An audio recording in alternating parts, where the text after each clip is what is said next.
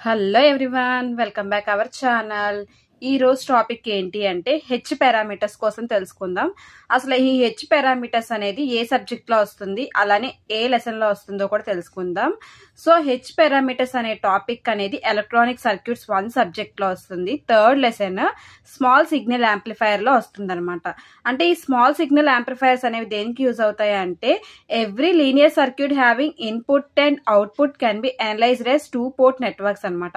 ప్రతి linear circuit కి కూడా ఏంటి అంటే 2 పోర్ట్ నెట్వర్క్స్ అనేవి ఉంటాయి. ఆ 2 పోర్ట్ నెట్వర్క్స్ ఏంటి అంటే ఒకటి ఇన్పుట్, ఒకటి అవుట్పుట్ సెక్షన్. సో వీటి కోసం మనం తెలుసుకుంటాం అనమాట. ఓకేనా. ఈ రోజు టాపిక్ ఏంటి అంటే హెచ్ పారామీటర్స్. ఓకేనా. హెచ్ పారామీటర్స్ అంటే ఏంటి అంటే hybrid parameters is also called as H parameter. ఓకేనా. హెచ్ పారామీటర్ నే మనం హైబ్రిడ్ పారామీటర్ గా రాస్తాం. షార్ట్ కట్ లో హెచ్ పారామీటర్స్ గా రాస్తారనమాట. The H parameters is very popular and widely used because they have accurate result can be measured easily. ఈ H parameter అనేది చాలా పాపులారిటీ అనమాట, పాపులారిటీలో ఉంది. సో దీన్ని ఎక్కువగా యూజ్ చేస్తూ ఉంటాము. అది కూడా ఎందుకు యూజ్ చేస్తాము అంటే డైమిషన్స్ కి, మనం ఏదైనా డైమిషన్స్ ని మెజర్ చేయాలి అని అన్నా, మనకి కరెక్ట్ రిజల్ట్, యాక్యురేట్ రిజల్ట్ కావాలి అన్నా సరే ఈ హెచ్ పారామీటర్ ని యూజ్ చేసి చేస్తామన్నమాట. Next they are 2 port network input and output. చెప్పాను కదా ఇందాకే, లీనియర్ సర్క్యూట్ లో 2 పోర్ట్ నెట్వర్క్స్ ఉంటాయి. ఆ 2 పోర్ట్ నెట్వర్క్స్ లో first one input, second one output అనమాట. అంటే ఈ 2 పోర్ట్ నెట్వర్క్ లో first one input, second one output. Next for each there are 2 variables current and voltages. ఇప్పుడు ఏం చెప్పాను, 2 పోర్ట్ నెట్వర్క్ లో ఒకటి ఇన్పుట్ ఉంది, ఒకటి అవుట్పుట్ ఉంది అని చెప్పాను కదా. ఆ ఇన్పుట్ లోనే 2 వేరియబుల్స్ ఉంటాయి, అదే అవుట్పుట్ లో 2 వేరియబుల్స్ ఉంటాయి. ఆ ఇన్పుట్ లోనే ఉన్న 2 వేరియబుల్స్ ఏంటి అంటే ఒకటి వోల్టేజ్, ఒకటి కరెంట్. సేమ్ అదే అవుట్పుట్ లో ఉన్న 2 వేరియబుల్స్ ఏంటి అంటే ఒకటి ఇన్పుట్, ఒకటి అవుట్పుట్ అనమాట. సో ఈ రెండింటినీ కూడా మనం 2 వేరియబుల్స్ ని అనేది కనుక్కోవాలన్నమాట. సో ఇప్పుడు మనం డయాగ్రామ్ చూసినట్టయితే ఇదే కదా డయాగ్రామ్. ఇది చూడండి, చెప్పాను కదా linear circuit. Linear circuit are 2 port network అనమాట. దీన్నే మనం లీనియర్ సర్క్యూట్ అనొచ్చు, లేదా 2 పోర్ట్ నెట్వర్క్ అని కూడా అనొచ్చు. ఎందుకు 2 పోర్ట్ నెట్వర్క్ అన్నారని చెప్పాను, ఒక సైడ్ ఇన్పుట్ ఉంటుంది, ఒక సైడ్ అవుట్పుట్ ఉంటుంది. అంటే ఈ పార్ట్ ఇన్పుట్, ఈ పార్ట్ ఏమో అవుట్పుట్. ఓకేనా. సో ఇక్కడికి వచ్చేసరికి నేను 4 టెర్మినల్స్ అనేవి ఇచ్చాను. మీరు చూసినట్టయితే V1 చెప్పాను కదా, for each there are 2 variables current and voltages. ఇది ఇన్పుట్, అవుట్పుట్ లో ఇన్పుట్ లో 2 వేరియబుల్స్ ఉంటాయని చెప్పాను, అవుట్పుట్ లో 2 వేరియబుల్స్ ఉంటాయని చెప్పాను. ఆ ఇన్పుట్ లో 2 వేరియబుల్స్ వోల్టేజ్, కరెంట్. ఆ అవుట్పుట్ లో 2 వేరియబుల్స్ ఒక వోల్టేజ్, కరెంట్ అనమాట. సో అందుకే దానికి ఇండికేషన్ ఎలా ఇచ్చుకున్నాను, నేమింగ్ అనేది ఎలా రిప్రజెంట్ చేశాను, V1. డైరెక్షన్ ఏమో కరెంట్ డైరెక్షన్ ఇలా ఫ్లో అవుతుంది కాబట్టి I1. ఇక్కడ వచ్చేసరికి ఏంటంటే ఇన్పుట్ నుంచి వచ్చే డైరెక్షన్ అంటే ఇదే కదా, సో ఇటు నుంచే కదా మన డైరెక్షన్ ఫ్లో అవుతుంది, అందుకే I2, V2 అనమాట. ఓకేనా. ఇది ఒక సింబల్ అనమాట, సర్క్యూట్ సింబల్. ఏం సర్క్యూట్ సింబల్, హెచ్ పారామీటర్ ఒక సర్క్యూట్ సింబల్ ఇది. ఓకేనా. నెక్స్ట్ వచ్చేసరికి మనం ఈ డయాగ్రామ్ చూసినట్టయితే, ఈ డయాగ్రామ్ ఇందులోకి వచ్చేసరికి మనం చెప్పాను కదా 2 పోర్ట్ నెట్వర్క్ లో మనం హైబ్రిడ్ పారామీటర్స్ ని కొన్ని వాల్యూస్ తో మనం కాల్ చేస్తాం అనమాట. ఏంటి అంటే H11, H12, ఇది H21, ఇది H21 అనమాట. సారీ రాస్తాను నీట్గా, H21. ఓకేనా. H11, H12, H21, H22 ఈ 4 దాంతో మనం హైబ్రిడ్ పారామీటర్ ని రిప్రజెంట్ చేస్తామన్నమాట. సేమ్ దీనికి ఎలా V1 ఉందో V1 ఇండికేషన్ ఇస్తారు, I1 ఎలా ఉందో I1 ఇండికేషన్ ఇస్తారు, I2 ఎలా ఉందో I2 ఇండికేషన్ ఇస్తారు, V2 ఎలా ఉందో V2 ఇండికేషన్ ఇస్తారు. కానీ ఇక్కడ ఒక రెసిస్టర్, 2 రెసిస్టర్స్ తీసుకుంటాము. ఒకటేమో వోల్టేజ్ తీసుకుంటాము, ఒకటేమో కరెంట్ తీసుకుంటాము. ఇక్కడ ఏవైతే వోల్టేజెస్, కరెంట్ తీసుకున్నామో సేమ్. H11 అనేది రెసిస్టర్ ఇండికేషన్ ఇస్తారు. నెక్స్ట్ ఏమో H12, V2 అనేది ఏంటి అంటే ఇది ఒక అవుట్పుట్ టైప్ అనమాట, అంటే ఒక వోల్టేజ్ తో ఇండికేషన్ చేస్తాము. నెక్స్ట్ వన్ వచ్చేసరికి ఏంటి అంటే H21, I1. నెక్స్ట్ వన్ వచ్చేసరికి ఏంటి అంటే H22 అనమాట. సో వీటిని యూజ్ చేసి మనం చేస్తాం. నెక్స్ట్ వచ్చేసరికి ఏంటి అంటే చూడండి, equivalent hybrid model of 2 port network అని దీన్ని మనం కాల్ చేస్తాం అనమాట. నెక్స్ట్ దీన్ని కంటిన్యూషన్ చేస్తే ఇక్కడికి వచ్చేసరికి by applying the Kirchhoff's voltage law for the input loop and Kirchhoff current law for the output node అనమాట. అంటే ఇక్కడ ఏదైతే మీరు సర్క్యూట్ ఇచ్చారో దీనికి కిర్చాఫ్ వోల్టేజ్ లా తెలుసు కదా, KVL, KCL లూప్స్ అనేవి అప్లై చేస్తారు. కానీ మనం మెయిన్ గా యూజ్ చేసేది ఏంటి అంటే KVL లూప్ అనమాట. సో అందుకే ఆ పాయింట్ చెప్పారు ఇక్కడ. Next input and output voltages are currents voltages and currents అంటే వేరియబుల్స్ అని కాల్ చేస్తామన్నమాట, అందుకే వేరియబుల్స్ అని రాసాను. Maybe related by the set of the following 2 ఈక్వేషన్స్లో దాన్ని రాస్తాం, ఇన్పుట్ని అవుట్పుట్ వోల్టేజెస్ని అలాగే కరెంట్స్ని. ఇన్పుట్ వోల్టేజ్ ఉంది, అవుట్పుట్ వోల్టేజ్ ఉంది కదా, అలాగే అవుట్పుట్ కరెంట్ ఉంది, ఇన్పుట్ కరెంట్. ఈ 4ని కూడా ఒక ఈక్వేషన్గా మనం రాస్తాం. ఎలా రాస్తామో చూడండి. V1 and I2 is a dependent, I1 and V2 is a independent. అంటే ఇక్కడ మీరు సర్క్యూట్ చూసినట్టయితే ఈ V1 I2 ఏంటి అంటే డిపెండెంట్ అనమాట, డిపెండెంట్ వేరియబుల్స్. ఈ I1 అండ్ V2 ఏంటి అంటే ఇండిపెండెంట్ వేరియబుల్స్ అనమాట. దీన్ని యూజ్ చేసుకుని చేస్తే మనకి ఈజీగా ఉంటుంది. సో అందుకే ఇక్కడ చూడండి, V1 ఇక్కడ రాసాను చూడండి, V1 I2 అనేది ఈజ్ ఏ డిపెండెంట్ వేరియబుల్ అన్నాను కదా, అందుకే V1 I2 అనేది మ్యాట్రిక్స్ ఈక్వేషన్లో రాశాను. మ్యాట్రిక్స్ ఈక్వేషన్ ఈక్వల్స్ టు ఇక్కడ మనకు వచ్చేవి ఏంటి, మీరు సర్క్యూట్లో చూసుకున్నట్టయితే ఇక్కడ వచ్చింది ఏంటి, H11 H12 H21 H22 వచ్చింది కదా. సో వాటిని నేను రాశాను అనమాట, అంతే కదా. H11 H12 అనేది ఒక సర్క్యూట్ డయాగ్రామ్లో వచ్చింది, H21 H22 అనేది ఒక సర్క్యూట్ డయాగ్రామ్లో వచ్చింది. నెక్స్ట్ మిగిలిపోయింది ఏంటి, I1 V2 అనేది ఇండిపెండెంట్ వేరియబుల్ కాబట్టి ఇది కూడా మ్యాట్రిక్స్ ఫామ్ లో రాసుకుని ఇది ఫస్ట్ ఈక్వేషన్ అనుకున్నాను. ఓకేనా. దీనికి వచ్చేసరికి నేను ఈక్వేషన్ చేయాలి. ఇది ఇక్కడ ఏదైతే పార్ట్ రాసాను మళ్ళీ చెప్తున్నాను వినండి. V1 I2 అనేది డిపెండెంట్ వేరియబుల్ కాబట్టి దాన్ని సపరేట్ గా మ్యాట్రిక్స్ ఫామ్ లో రాసుకున్నాను. ఈక్వల్స్ టు మనకి హెచ్ పారామీటర్స్ అనేవి 4 ఉన్నాయని చెప్పాను కదా. ఏంటేంటి, H11 H12 H21 H22. So అందుకే H11 H12 ఒక దగ్గర రాసుకున్నాను, H21 H22 ఒక దగ్గర రాసుకున్నాను, ఇది మ్యాట్రిక్స్ ఫామ్ లో. నెక్స్ట్ వన్ వచ్చేసరికి ఏంటంటే I1 V2 అనేది ఒక వేరియబుల్ కాబట్టి, ఇండిపెండెంట్ వేరియబుల్ కాబట్టి I1 V2 అనేది ఒక వేరియబుల్ గా రాసుకుని ఫస్ట్ ఈక్వేషన్ గా రాసుకున్నాను. నెక్స్ట్ వచ్చేసరికి దీన్ని నేను ఈక్వేషన్ గా చేయాలి, ఏదైతే ఇక్కడ ఈక్వేషన్ ఇచ్చానో దాన్ని ఈక్వేషన్ గా చేయాలి. ఎలా చేస్తున్నానో చూడండి. V1 equals to H11 I1, V1 equals to H11 I1 plus H12 V2. అంటే H11 I1 తో చేశాను, H12 ని V2 తో చేశాను, అది సెకండ్ ఈక్వేషన్ గా రాసుకున్నాను. నెక్స్ట్ ఈక్వేషన్ లో I2 కనుక్కోవాలి. I2 ఈక్వల్స్ టు సేమ్, దీన్ని కూడా అంతే ఒక్కొక్క దాంతో చేయాలి, H21 I1 plus H22 V2 అనమాట, అది థర్డ్ ఈక్వేషన్ గా రాసుకున్నాను. ఓకేనా.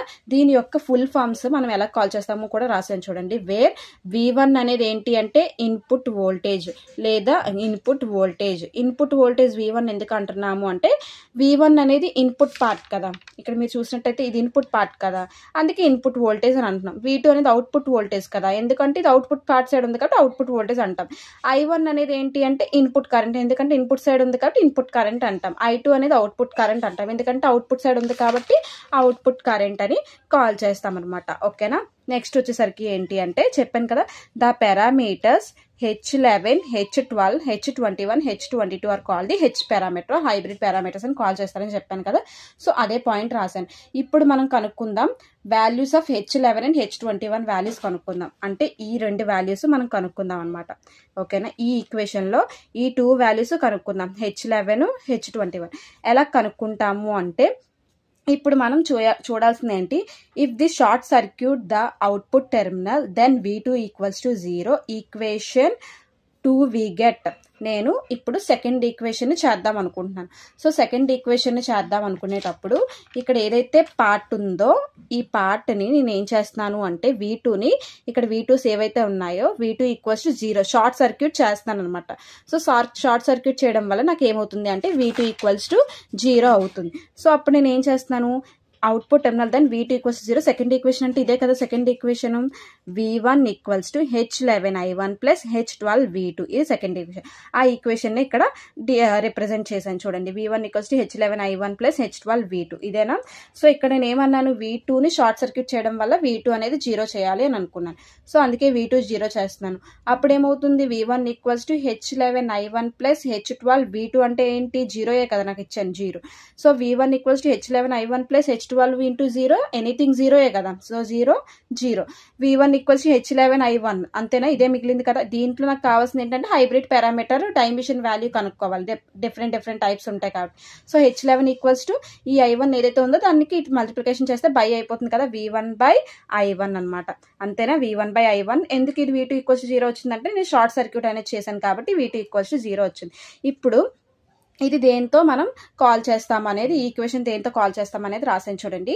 H11 is the ratio of the input voltage current and it is called input impedance output is 0. అంటే దీన్ని నేను ఏమంటున్నాను అంటే ఇన్పుట్ ఇంపిడెన్స్ అంటున్నాను. ఎందుకు ఇన్పుట్ ఇంపిడెన్సే అనొచ్చు, అవుట్పుట్ ఇంపిడెన్స్ ఎందుకు అనకూడదు అంటే V1/I1 అనేది మనకి ఇన్పుట్ సైడ్ ఉంటుందా అవుట్పుట్ సైడ్ ఉంటుందా? ఇన్పుట్ సైడ్ ఉంటుంది. అవునా? మీ డయాగ్రామ్ చూసినట్టయితే సర్క్యూట్లో V1/I1 అనేది ఇన్పుట్ సైడ్ ఉంటుంది కాబట్టి దీన్ని మనం ఇన్పుట్ ఇంపిడెన్స్ అంటాము. Output is 0. దానికి మనం సింబల్ ఓమ్స్తో ఇండికేషన్ అనేది చేస్తాం. ఓకేనా? అంటే నాకు H11 ఎంత వచ్చినట్టు V1/I1 అనేది వచ్చింది. దాన్ని నేను ఏమంటున్నాను అంటే ఫార్వర్డ్ అదే ఇన్పుట్ ఇంపిడెన్స్ అని కాల్ చేస్తాను అనమాట. ఓకేనా? నెక్స్ట్ సో ఇప్పుడు నేను ఏం చెప్పాను ఇందాక దాంట్లోని H11 అలాగే మనం చూసినట్టయితే ఇక్కడ H11 అండ్ H21 అనేది కనుక్కోమన్నాను కదా, H11 and H21. So H11 and H21 కనుక్కోమన్నాను కాబట్టి ఆల్రెడీ H11 కనుక్కున్నాను కాబట్టి ఇప్పుడు H21 అనేది కనుక్కోవాలి. ఆ H21ని ఏ ఈక్వేషన్తో కనుక్కుంటారంటే H11ని ఫస్ట్ ఈక్వేషన్తో అంటే సెకండ్ ఈక్వేషన్తో కనుక్కున్నారు కదా, H21ని థర్డ్ ఈక్వేషన్తో కనుక్కోవాలన్నమాట. అంటే ఈ ఫార్ములాని ఇక్కడ యూజ్ చేయాలి. I2 = H21I1 + H22V2 అనే ఫార్ములాని యూజ్ చేయాలి. అందుకే చూడండి I2 = H21I1 + H22V2 అనేది రాశాను. V2 అనేది ఏం చేసాం, షార్ట్ సర్క్యూట్ చేసాం కాబట్టి V2 = 0 వచ్చింది. అంతేనా? నెక్స్ట్ వచ్చేసరికి ఏంటి, సేమ్ ఆ V2 = 0ని అప్లై చేయాలి ఈ ఈక్వేషన్లో. I2 = H21I1 సేమ్ ఉంది కాబట్టి same plus H22 already V2 అంటే 0 ఉంది కాబట్టి 0. So I2 = H21I1 + H22 × 0 anything 0 కదా, 0. సో I2 = H21I1 మిగిలింది.